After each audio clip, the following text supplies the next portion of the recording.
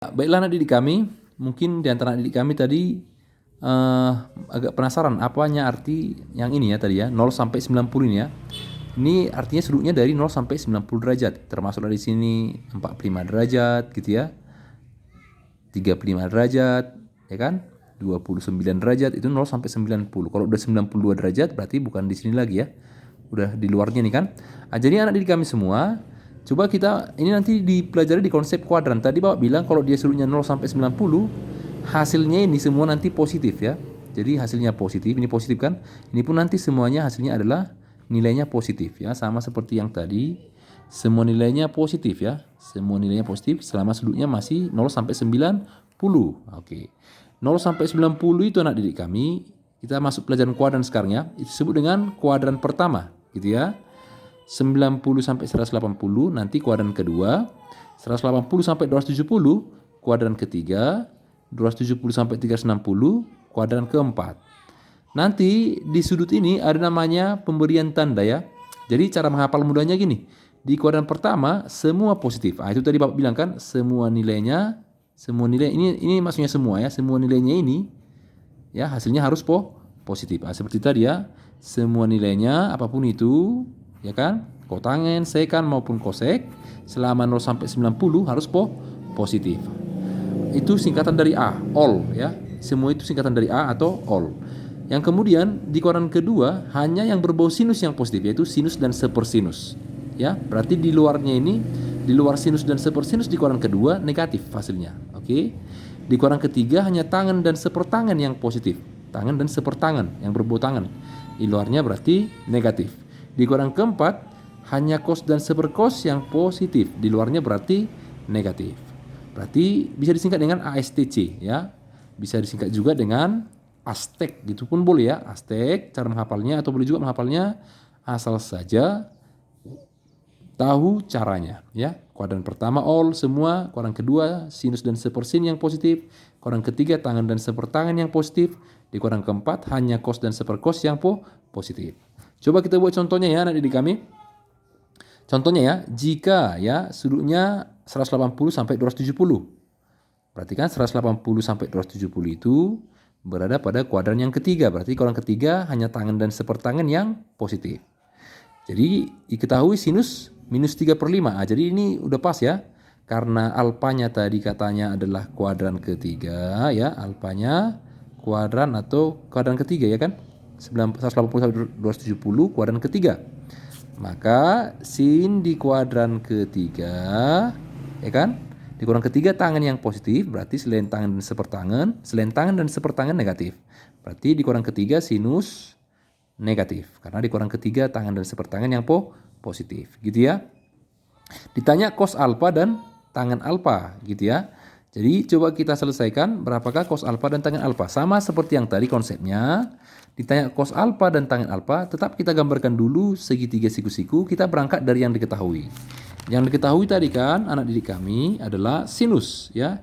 Jadi ingat tadi sinus apa? Sin, demi, kosa, mita, desa gitu tadi ya. Berarti sinus itu demi depan per miring. Berarti depannya 3, miringnya 5. Coba kita buat ya. Depannya 3, miringnya 5. Berarti kita mulai dari sini ya. Ini sudutnya, anggap di sini sudutnya alfa. Berarti ini depannya gitu ya. Depan. Oke. Berarti depan siku-siku namanya miring. Berarti ini sisi miring. Sisanya namanya samping. Berarti ini sisi samping gitu ya. Kita gunakan Pitagoras ya. Coba nanti cara Pitagoras ini dipelajari kan. Ini pelajaran SMP kan. Coba diulangi lagi pelajarannya. Bisa nengok dari YouTube atau dari Google gitu ya.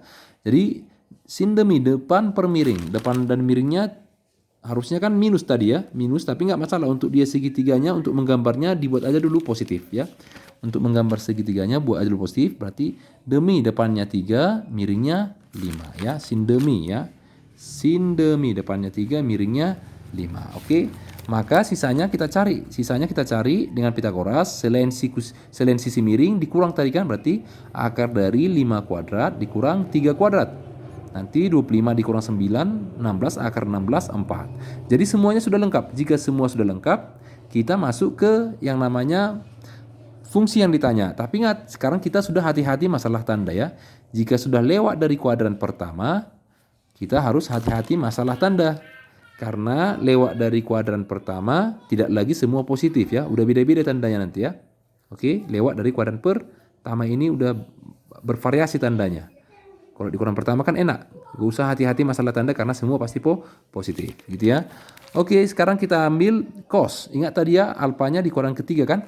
Nah, sudutnya tadi Bapak kasih tahu alfanya 180 sampai 270 berarti kuadran ketiga gitu kan? Ini soalnya. Berarti kita lihat cos di kuadran ketiga nanti tandanya bagaimana ya? Nah, pertama kita ambil dulu yuk. Sin demi cos sami. Berarti cos kan samping per miring. Nah, sampingnya 4, miringnya 5. Samping per miringnya berarti 4 per 5. Sekarang tandanya.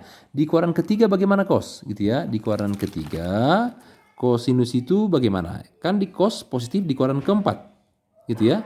Di kuadran ketiga, tangan yang positif. Berarti di kuadran ketiga, kosinus itu negatif. Karena tangan yang positif di kuadran ketiga. Oke. Berarti cos di kuadran ketiga adalah negatif. Gitu ya. Sekarang tangan. Tangan di kuadran ketiga bagaimana? Ayo kita masukkan dulu apanya? Nilainya. Sin demi cos samita desa, berarti depan per sampingnya tangan itu, ini depannya, sampingnya tadi 4, sampingnya 4, berarti 3/4 ya. Sekarang tandanya, tangan di kuadran ketiga apa tandanya gitu ya. Tangan di kuadran ketiga adalah positif gitu ya. Berarti kita lihat sudutnya ini kita gunakan nilainya adalah positif, atau positif boleh nggak usah ditulis ya. Jadi anak didik kami semuanya, seandainya ditanya, tentukanlah dulu nilai daripada misalkan dia sekan ya, sekan. Oke, sekan itu kan kebalikan dari cos ya. Oke, kebalikan cos, huruf ketiganya lihat ya, huruf ketiganya. Berarti kita balikkan aja. 4/5 jadi 5/4. Ya, berarti kebalikan cos ya. Cos tadi di mana positif? Cos itu tadi positif di kuadran keempat gitu ya. Padahal tadi alfanya katanya di kuadran ketiga gitu ya. Alfanya kuadran ketiga. Maka ini alfanya di kuadran ketiga ya. Kuadran ketiga. Maka yang berbau cos berarti cos termasuklah cos lain ya. Kan sekan itu kebalikan cos. Anggap aja lah cos.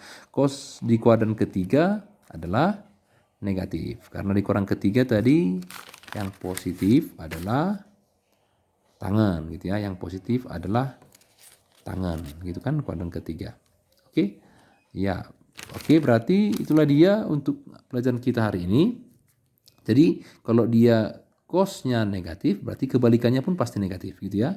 Demikian juga kalau dia tangan positif berarti kebalikannya pun pasti positif gitu ya. Maka nanti tanya kotangan alfa 3/4 kan, kotangan itu kebalikan daripada tangan ya, 3/4.